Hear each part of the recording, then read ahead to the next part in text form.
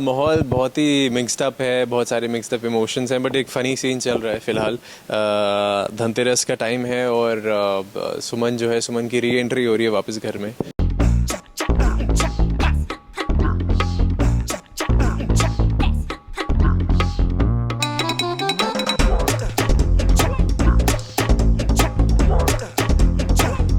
और कैसे हम चंद्रकांत मित्तल जो पापा प्ले कर रहे हैं उनके माइंड के साथ खेल रहे हैं, और कैसे उनको लक्ष्मी माता का रूप दिखा रहे हैं सुमन को, और ये दिखाने की कोशिश कर रहे हैं कि अगर वो सुमन जी को आपने घर से बाहर भगाया तो पैसा भी आपके घर से वापस चला जाएगा। सो वो एक फनी सा सीन है। सो या अब इतने सालों में ये हारती जाती है।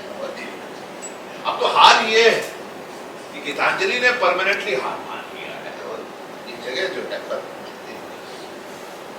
वेल एक कंपटीशन भी चल रहा है देवरानी और जेठानी के बीच में कि जो सिक्का निकालेगा वो घर की पूजा करेगा। सो अभी तक इतने सालों से वो देविका करती आई हैं, बट अब सुमन करेगी, तो एक कंपटीशन है, जो भी सिक्का निकालेगा उसका हो जाएगा। सो इवेंचुअली सुमन ही जीत जाती है और देविका हार जाती है, तो वो एक टशन है दोनों के बीच में, देवरानी जेठानी के बीच में। फिर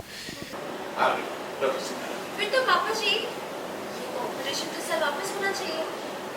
अब नया खिलाड़ी आ गया है, मैं आ गई हूँ, तो कॉम्पिटिशन तो होना चाहिए। और वैसे भी कहते हैं ना, घर के रीति रिवाज बड़े बुजुर्गों का आशीर्वाद होता है, उनको ना फॉलो करना मतलब अपने आप को उस आशीर्वाद से दूर रखना। या पुराने ख्यालात नहीं देविका भाभी जी, मैं तो ऐसे ही बोल रही हूँ। मतलब हम चाहे जितने भी मॉडर्न हो जाएंगे, रीति रिवाज तो करने चाहिए ना फॉलो।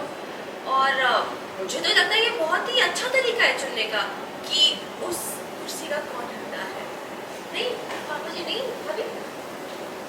हाँ, बेसिकली यही ड्रामा चल रहा है कि दिवाली के पहले वाली पूजा कर रहे हैं हम धनतेरस के पहले। और हमेशा ये रिवाज रहा है मित्तल परिवार में कि जो देविका दीदी है मेरी, वही करती है जब से वो बहू बन के आई है। और एक कंपटीशन होता है छोटा सा, वेरी क्यूट सा, जहाँ पे पानी में से कॉइन निकालते हैं। तो जो भी बहू घर की कॉइन निकालती है उन्हीं को मौका मिलता है घर की लक्ष्मी बन के दिवाली की पूजा करने की। और सालों से ये देविका दीदी करती आई है, बट लेकिन इस साल सुमन के एंट्री के बाद कंपटीशन बढ़ गया है। और पहली बार हम ये देख रहे हैं कि कोई तो है जो देविका दीदी को बराबर का टक्कर दे रही है। अब इस चीज़ को हैंडल करने के लिए देविका दीदी मुझे नीचे बुलाती है, पर तीर्थ मुझे बहुत प्यार से मैनिपुलेट करके किचन भेज देता है। सो देविका दीदी बेसिकली हैज़ नो सपोर्ट कि वो कोई षड्यंत्र कर पाए या कुछ कर पाए। देन इवेंचुअली हमें ये देखना है कि दोनों में से जीतेगा कौन। क्या देविका मित्तल की राज बरकरार रहेगी या सुमन इस बार बाजी मार लेती है? बस इसीलिए शायद अब घर की बड़ी बहू का अपनी छोटी सी देवरानी को जिम्मेदारी सौंपने का टाइम आ गया है। जिम्मेदारी सौंपी नहीं जाती देवरानी जी, इस जिम्मेदारी के लिए लड़ना पड़ता है, ये हक कमाना पड़ता है। हाँ, तो ऐसी बात है, लड़ने के लिए मैं भी तैयार हूँ। अब रीति रिवाज है, मतलब एक मौका तो मिलना चाहिए मुझे। अब कल को अखिल भैया की शादी होगी, उनकी बेबी आएगी, तो उसको भी ये मौका मिलना चाहिए। और वैसे भी ये रीति रिवाज, ये आशीर्वाद घर के अंदर ऐसे तो बना रहेगा अगर हम ये रस्में निभाते रहेंगे तो। नहीं।